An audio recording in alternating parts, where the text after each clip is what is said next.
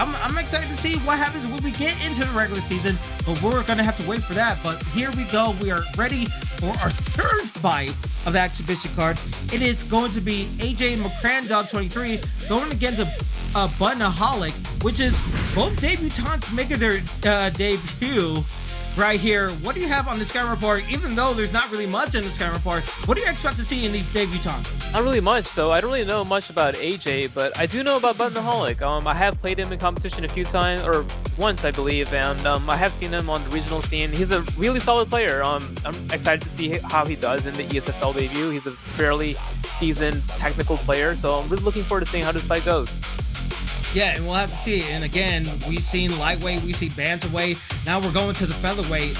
Diego Lopez, no slouch, able to put it on people, but Ilia Topuria seems to be the big pick, the big meta pick for many of these ESFL fighters. What are you expecting Diego Lopez to do against Ilia Topuria? So he does have the length and reach advantage, so I would stay at range a little bit more, and he does have the power to win some of these exchanges here if he's able to throw his combinations a little bit faster. So Diego Lopez is a solid Topuria counter, and of course he could grapple with Topuria. Bobby Green doesn't have much of a bottom game. Diego Lopez is phenomenal off his back. He's got really good full guard sweep. He's got a rubber guard, so this is a more even matchup than the last one. Yeah, we'll have to see how it plays out in the contest right here. AJ on the left side using Diego Lopez. We have Button using Ilia Topuria on the right side in the blue gloves. Oh, good head kick so far from Ilia. Button doing a nice job to just answer some of the hits against his opponent. But now here we go. Both guys staying in the center of the octagon. Do you think this is a good strategy for both competitors in this situation?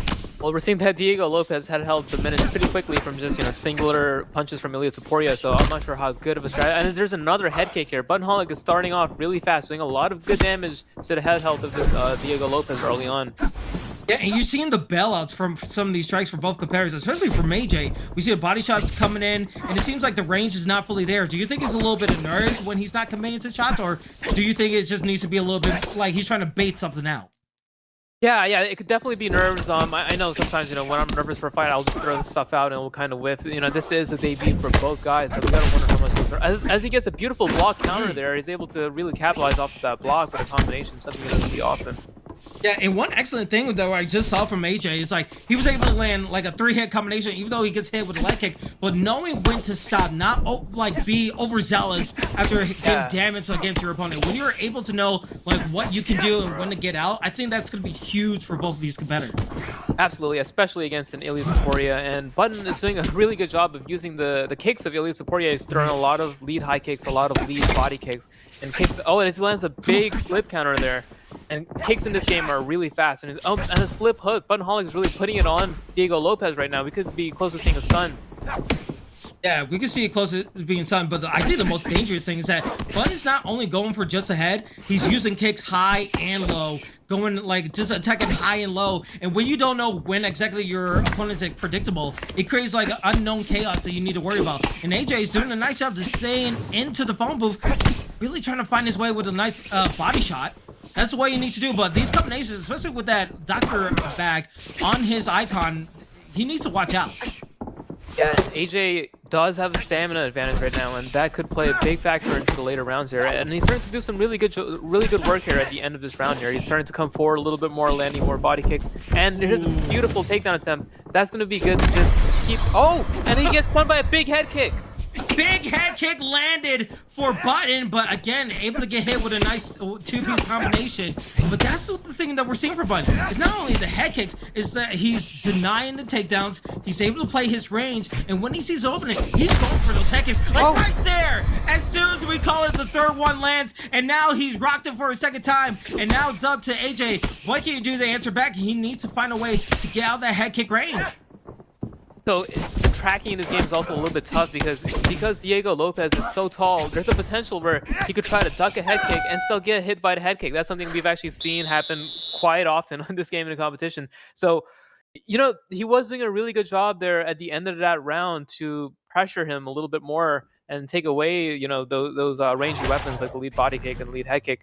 But then he got caught with one head kick and that changed around there. So It's going to be tough. I would say start, level changing a little bit more. Start mixing in that takedown threat. Even just faking the takedown could get him to drop his hands a little bit more. Yeah, and we saw in that replay, it was this, both guys were trading in the pocket, but just one left hook was able to rock AJ. AJ needs to do a better job, even though he's just going for a leg kick, not really getting a takedown for Button, but Button able to answer back. But those left hooks are deadly. Good combinations working to the body. AJ doing a nice job in the early parts of this round, but needs to be careful because that counter left hook is just waiting in the wings.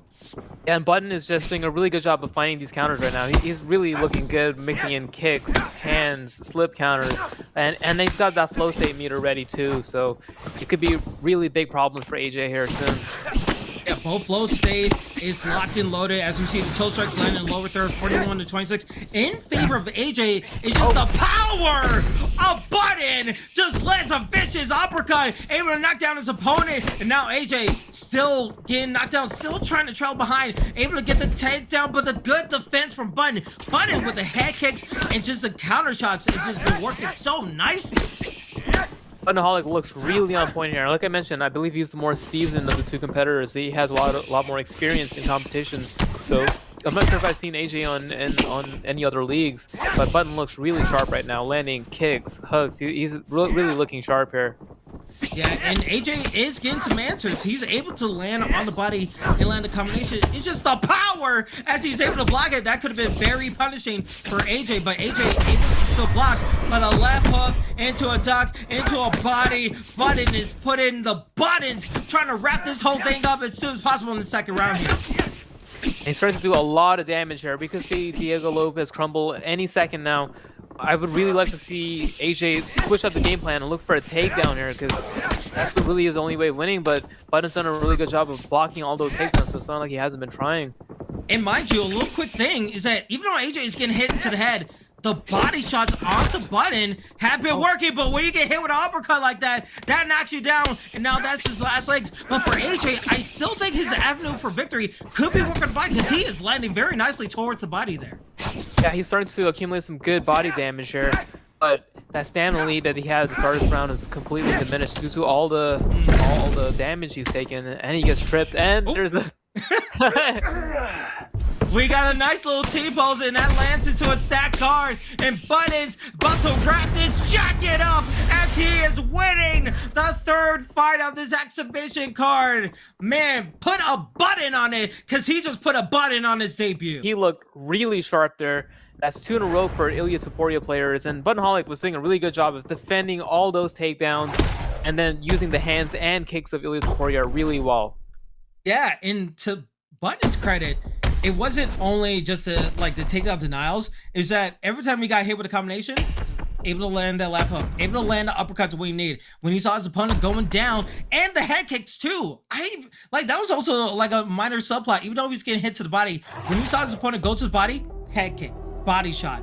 Just going with the left hook, it landed so pretty, and I'm excited to see what he does. I think he definitely needs to get like another exhibition fight, but I would love to see what he does in the regular season, because the way he's landing stuff, even though it was his debut, there's some little potential there. Oh yeah, he looks so sharp. I mean, yeah, with Topuria, most people think you have to worry about just the hands, but Buttonaholic showed there that you have to also worry about the kicks, the lead body kicks, the high kicks, and then also those beautiful slip counters. He was really putting it all together there, so I'm really looking forward to seeing what Buttonaholic does next in the ESFL. Yeah, and we'll have to see what more comes of that fighter. We'll see where he lands in the next fight card whenever he signs, because you guys can also sign up too. July 26th and August 2nd, their signups are open, so if you want to join the Discord, please do so. If you feel like you can take on these guys and make a debut of yourself and make sure that you put your name out there, be sure to sign up on our Discord and sign up for our next cards, because we're going to have one on July 22nd and also August 2nd, so be sure to check out every Sunday for ESFL content and be a part of the fights, because we love to have you a part of this community.